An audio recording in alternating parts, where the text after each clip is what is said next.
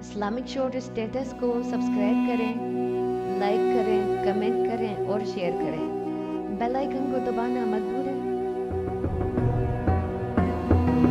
سلطان ایوبی نے متعلقہ حکام کو بلا لیا تھا۔ اس نے سب سے کہا تھا کہ ہمارا مقصد یہ ہے کہ اس طلسم کو توڑنا ہے۔ یہ جگہ فرعونیت کی آخری نشانی معلوم ہوتی ہے۔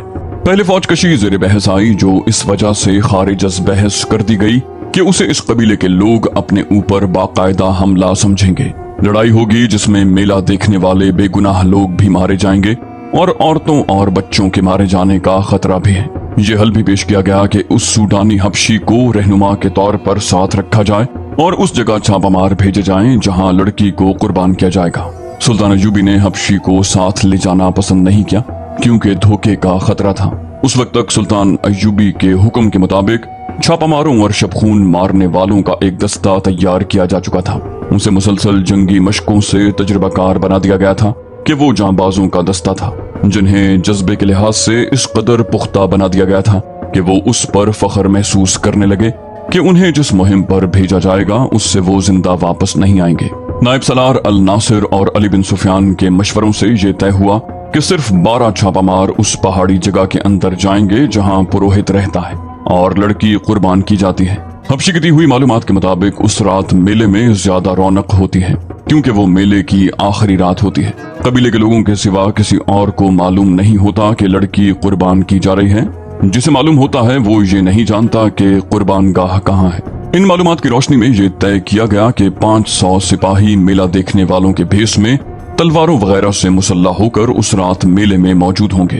ان میں سے 200 کے پاس تیر کمان ہوں گے۔ اس زمانے میں ان ہتھیاروں پر پابندی نہیں تھی۔ چھاپہ ماروں کے ذہنوں میں واضح تصور کی صورت میں وہ جگہ نقش کر دی جائے گی۔ وہ براہ راست حملہ نہیں کریں گے۔ چھاپہ ماروں کی طرح پہاڑی علاقے میں داخل ہوں گے، پہرے داروں کو خاموشی سے ختم کریں گے اور اصل جگہ پہنچ کر اس وقت حملہ کریں گے جب لڑکی قربان گاہ میں لائی جائے گی۔ اس سے قبل حملے کا یہ نقصان ہو سکتا ہے کہ لڑکی کو تہہ خانے میں ہی غائب یا ختم کر دیا جائے۔ یہ معلوم ہو گیا تھا کہ قربانی آدھی رات کے وقت پورے چاند میں دی جاتی ہے۔ 500 سپاہیوں کو اس وقت سے پہلے قربان گاہ والی پہاڑیوں کے ارد گرد پہنچنا تھا۔ چھاپہ ماروں کے لیے گھیرے میں آ جانے یا مہم ناکام ہونے کی صورت میں یہ ہدایت دی گئی کہ وہ ایک آتشی تیر اوپر کو چلائیں گے۔ اس تیر کا شعلہ دیکھ کر یہ 500 نفری حملہ کر دے گی۔ اسی وقت 12 جانباز منتخب کر لیے گئے اور اس فوج میں سے جو 2 سال پہلے نور الدین زنگی نے سلطان ایوبی کی مدد کے لیے بھیجی تھی، 500 ذہین اور بے خوف سپاہی، عہدیدار اور کماندار منتخب کر لیے گئے۔ یہ لوگ عرب سے آئے تھے۔ مصر اور سوڈان کی سیاست بازیوں اور عقائد کا ان پر کچھ اثر نہ تھا۔ وہ صرف اسلام سے آگاہ تھے اور یہی ان کا عقیدہ تھا۔ وہ ہر اس عقیدے کے خلاف اٹھ کھڑے ہوتے تھے جسے وہ غیر اسلامی سمجھتے۔ انہیں بتایا گیا کہ وہ ایک باطل عقیدے کے خلاف لڑنے جا رہے ہیں اور ہو سکتا ہے انہیں اپنے سے زیادہ نفری سے مقابلہ کرنا پڑے اور لڑائی خونریز ہو، اور یہ بھی ہو سکتا ہے کہ ان کے سامنے کوئی ٹھہر ہی نہ سکے اور بغیر لڑائی کے مہم سر ہو جائے۔ انہیں اسکیم سمجھا دی گئی اور ان کے ذہنوں میں پہاڑی علاقے کا اور ان پہاڑیوں کی بلندی جو زیادہ نہیں تھی اور ان میں گھری ہوئی قربان گاہ کا تصور بٹھا دیا گیا۔ 12 جانبازوں کو بھی ان کے ہدف کا تصور دیا گیا۔ انہیں ٹریننگ بڑی سختی سے دی گئی تھی۔ پہاڑیوں پر چڑھنا اور ریگستانوں میں دوڑنا، بھوک اور پیاس اونٹ کی طرح برداشت کرنا ان کے لیے مشکل نہیں تھا۔ قربانی کی رات کو 6 روز باقی تھے۔ 3 دن اور 3 راتیں چھاپہ ماروں اور 500 سپاہیوں کو مشق کروائی گئی۔ چوتھے روز چھاپہ ماروں کو اونٹوں پر روانہ کر دیا گیا۔ اونٹوں کی میانہ چال سے 1 دن اور آدھی رات کا سفر تھا۔ شتربانوں کو حکم دیا گیا تھا کہ چھاپہ ماروں کو پہاڑی علاقے سے دور جہاں وہ کہیں اتار کر واپس آ جائیں۔ 500 کے دستے کو تماشائیوں کے بھیس میں 2-2 4-4 کی ٹولیوں میں گھوڑوں اور اونٹوں پر روانہ کر دیا گیا۔ انہیں جانور اپنے ساتھ رکھنے تھے۔ ان کے ساتھ ان کے کماندار بھی اس بھیس میں چلے گئے تھے۔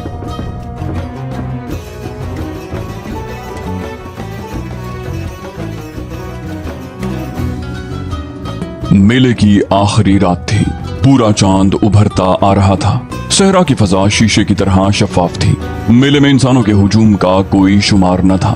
کہیں نیم برہنہ لڑکیاں رقص کر رہی تھیں اور کہیں گانے والیوں نے مجمع لگا رکھا تھا۔ سب سے زیادہ بھیڑ اس چبوترے کے ارد گرد تھی جہاں لڑکیاں نیلام ہو رہی تھیں۔ ایک لڑکی کو چبوترے پر لایا جاتا، ग्राहक उसे हर तरफ देखते, उसका मुंह खोलकर दांत देखते, बालों को उल्टा पलटा कर देखते, जिस्म की सख्ती और नरमी महसूस करते और बोली शुरू हो जाती। वहाँ जुआ भी था, शराब भी थी। अगर वहाँ कुछ नहीं था तो कानून नहीं था, पूरी आजादी थी। दूर दूर से आए हुए लोगों के खेमे मेले के इर्द गिर्द नस्ब थे, तमाशाई मजहब और अखलाक की पाबंदियों से आजाद थे। उन्हें मालूम नहीं था कि उनसे थोड़ी ही दूर जो पहाड़ियां हैं उनमें एक खूबसूरत लड़की को ज़िबाह करने के लिए तैयार किया जा रहा है और वहाँ एक इंसान देवता बना हुआ है। वो इतना ही जानते थे कि उन पहाड़ियों में घिरा हुआ इलाका देवताओं का पाया तख्त है, जहाँ जिन और भूत पहरा देते हैं और कोई इंसान वहाँ जाने की सोच भी नहीं सकता। उन्हें ये भी मालूम न था कि उनके दरमियान अल्लाह के 500 सिपाही घूम फिर रहे हैं और 12 इंसान देवताओं के पाया तख्त की हुदूद में दाखिल हो चुके हैं। सलाहुद्दीन अय्यूबी के 12 छापामारों को बताया गया था कि पहाड़ियों के अंदरूनी इलाके में दाखिल होने का रास्ता कहाँ है, लेकिन वो वहाँ से दाखिल नहीं हो सकते थे क्योंकि वहाँ पहरे का खतरा था। उन्हें बहुत दुश्वार रास्ते से अंदर जाना था। उन्हें बताया गया था कि पहाड़ियों के इर्द गिर्द कोई इंसान नहीं होगा, मगर वहाँ इंसान मौजूद थे, जिसका मतलब ये था कि उस हबशी ने अली बिन सुफियान को गलत बताया था कि उस इलाके के गिर्द कोई पहरा नहीं होता। पहाड़ियों का ये खित्ता 1 मील भी लंबा नहीं था और उसी कदर चौड़ा था। वो चूंकि तरबियत याफ्ता छापामार थे, इसलिए वो बिखर कर और एहतियात से आगे गए थे। एक छापामार को इत्तेफाक से एक दरख्त के करीब एक मुतहर्रक साया नजर आया। छापामार छुपता और रेंगता उसके अकब में चला गया। करीब जाकर उस पर झपट पड़ा। उसकी गर्दन बाजू के शिकंजे में लेकर खंजर की नोक उसके दिल पर रख दी। गर्दन ढीली छोड़कर उससे पूछा कि तुम यहाँ क्या कर रहे हो और यहाँ किस किस्म का पहरा है। वो हबशी था। छापामार अरबी बोल रहा था जो हबशी समझ नहीं सकता था। इतने में एक और छापा मारा गया। उसने भी खंजर हबशी के सीने पर रख दिया।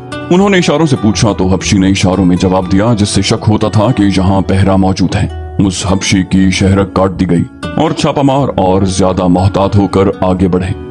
यकलख्त जंगल आ गया। आगे पहाड़ी थी। चांद ऊपर उठता आ रहा था, लेकिन दरख्तों और पहाड़ियों ने अंधेरा कर रखा था। वो पहाड़ी पर एक दूसरे से जरा दूर ऊपर चढ़ते गए। अंदर के इलाके में जहाँ लड़की को पुरोहित के हवाले किया गया था, कोई और ही सरगर्मी थी। पत्थर के चेहरे के सामने चबूतरे पर एक कालीन बिछा हुआ था। उस पर चौड़े फल वाली तलवार रखी थी। उसके करीब एक चौड़ा बर्तन रखा था और कालीन पर फूल बिखरे हुए थे। उसके करीब आग जल रही थी। चबूतरे के चारों किनारों पर दिए जलाकर चिरागां किया गया था। वहाँ 4 लड़कियां घूम फिर रही थीं। उनका लिबास 2-2 चौड़े पत्ते थे और बाकी जिस्म बरहना। 4 हबशी थे जिन्होंने कंधों से टखनों तक सफेद चादरें लपेट रखी थी। उम्मे अर्रारा तहखाने में पुरोहित के साथ थी। पुरोहित उसके बालों से खेल रहा था और वो मखमूर आवाज में कह रही थी, मैं अंगूक की माँ हूँ, तुम अंगूक के बाप हो। मेरे बेटे मिस्र और सूडान के बादशाह बनेंगे। मेरा खून उन्हें पिला दो। मेरे लंबे लंबे सुनहरी बाल उनके घरों में रख दो। तुम मुझसे दूर क्यों हट गए हो? पुरोहित उसके जिस्म पर तेल की तरह कोई चीज मलने लगा। अंगूक गालिबन उस कबीले का नाम था।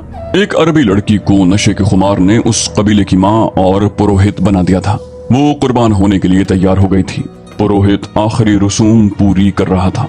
12 छापामार रात के कीड़ों की तरह रेंगते हुए पहाड़ियों पर चढ़ते उतरते और ठोकरें खाते आ रहे थे। बहुत ही दुश्वार गुजार इलाका था। बेशतर झाड़ियां खारदार थीं। चांद सर पर आ गया था। उन्हें दरख्तों में से रोशनी की किरणें दिखाई देने लगी। इन किरणों में उन्हें एक हबशी खड़ा नजर आया, जिसके एक हाथ में बर्छी और दूसरे में लंबूतरी ढाल थी। वो भी देवताओं के पाया तख्त का पहरेदार था। उसे खामोशी से मारना जरूरी था। वो ऐसी जगह खड़ा था जहां उस पर अकब से हमला नहीं किया जा सकता था।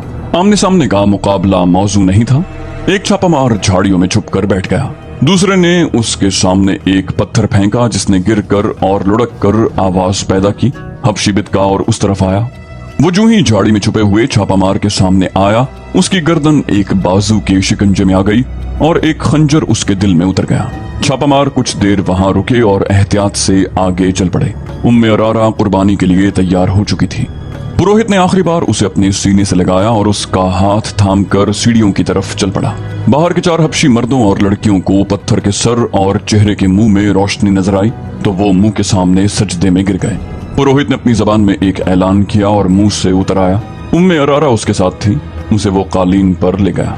मर्द और लड़कियां उनके इर्द गिर्द खड़ी हो गईं।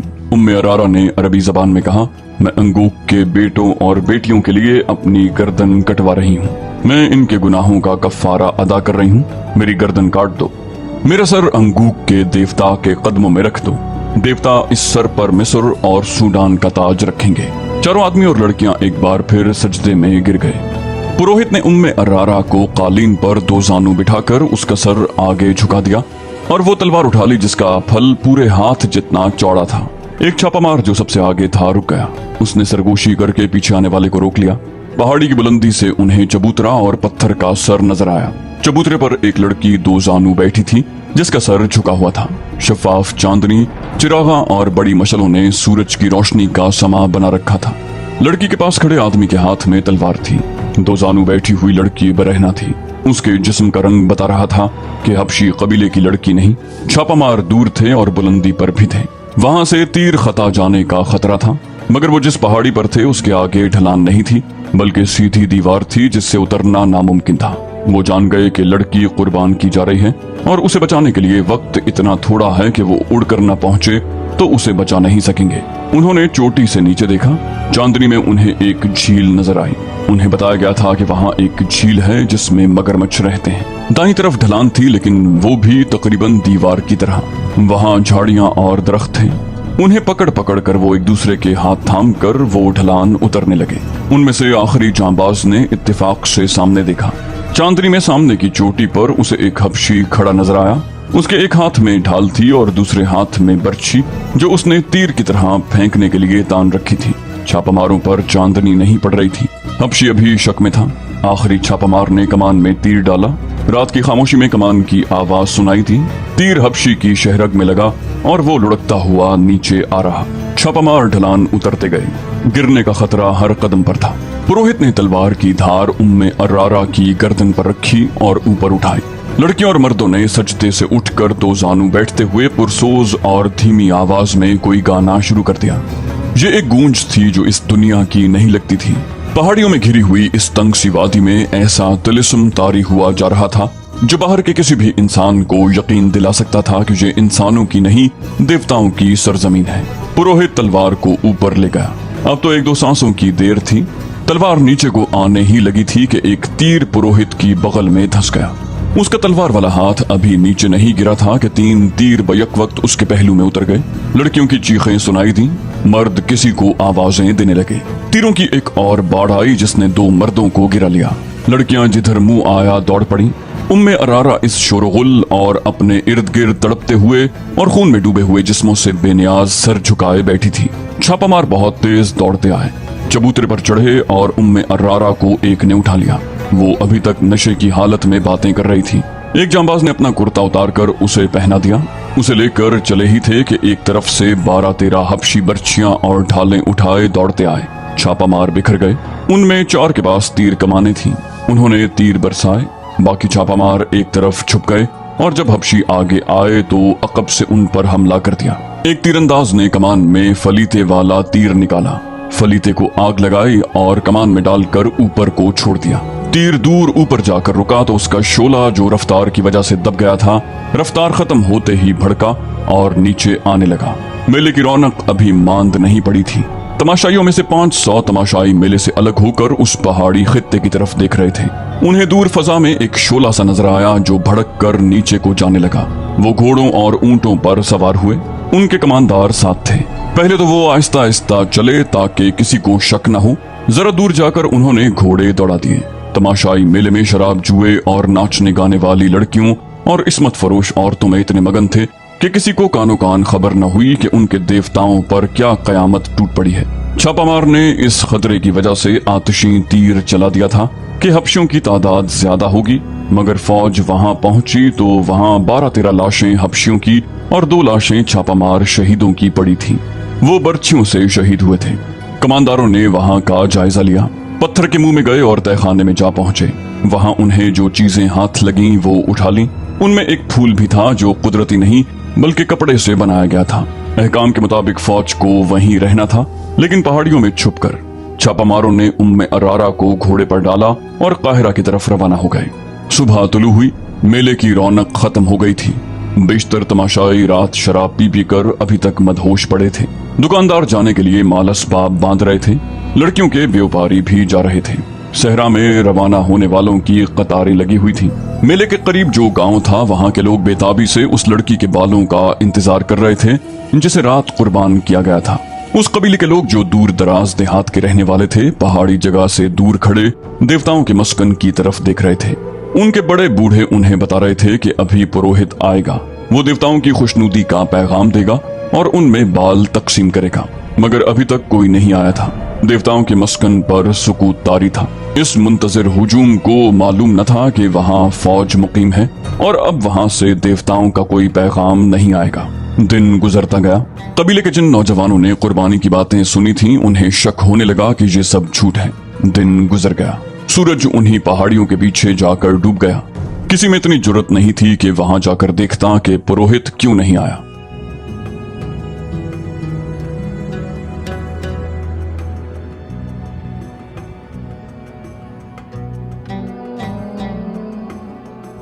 तबीब को बुला लाओ, सुल्तान अयूबी ने कहा।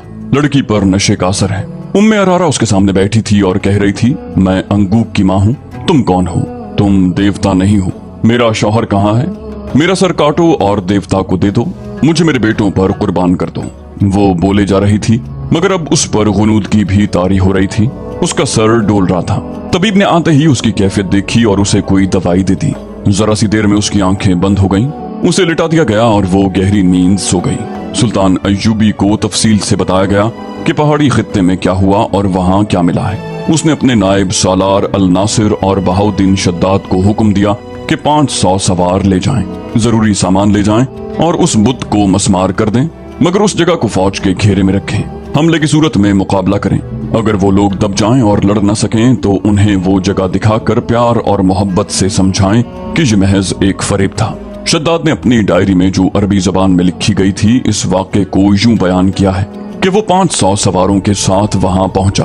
रहनुमाई उस फौज के कमांडर ने की जो पहले ही वहां मौजूद था। सैकड़ों सूडानी हबशी दूर दूर खड़े थे। उनमें से बाज घोड़ों और ऊंटों पर सवार थे। उनके पास बर्छियां, तलवारें और कमानें थीं। हमने अपने तमाम तर सवारों को उस पहाड़ी जगह के इर्द गिर्द इस तरह खड़ा कर दिया कि उनके मुंह बाहर की तरफ और उनकी कमानों में तीर थे, और जिनके पास कमानें नहीं थीं उनके हाथों में बर्छियां थीं। खतरा खूंरेज लड़ाई का था। मैं अल नासिर के साथ अंदर गया। बुत को देखकर मैंने कहा कि फिरौनों की यादगार है। हबशियों की लाशें पड़ी थीं। हर जगह घूम फिर कर देखा। 2 पहाड़ियों के दरमियान एक खंडर था जो फिरौनों के वक्तों की खुशनुमा इमारत थी। दीवारों पर उस जमाने की तहरीरें थीं। अल्फाज लकीरों वाली तस्वीरों की मानंद थे। कोई शुबा नहीं रहा था कि ये फिरौनों की जगह थी। दीवार जैसी एक पहाड़ी के दामन में झील थी जिसके अंदर और बाहर 2-2 कदम लंबे मगरमच्छ थे। झील का पानी पहाड़ी के दामन को काट कर पहाड़ी के नीचे चला गया था। पानी के ऊपर पहाड़ी की छत थी। जगह खौफनाक थी। हमें देखकर बहुत सारे मगरमच्छ किनारे पर आ गए और हमें देखने लगे। मैंने सिपाहियों से कहा, हबशियों की लाशें झील में फेंक दो, ये भूखे हैं। वो लाशें घसीट कर लाए और झील में फेंक दी। मगरमच्छों की तादाद का अंदाजा नहीं था। पूरी फौज थी। लाशों के सर बाहर रहे और ये सर पानी में दौड़ते पहाड़ी के अंदर चले गए। फिर पुरोहित की लाश आई।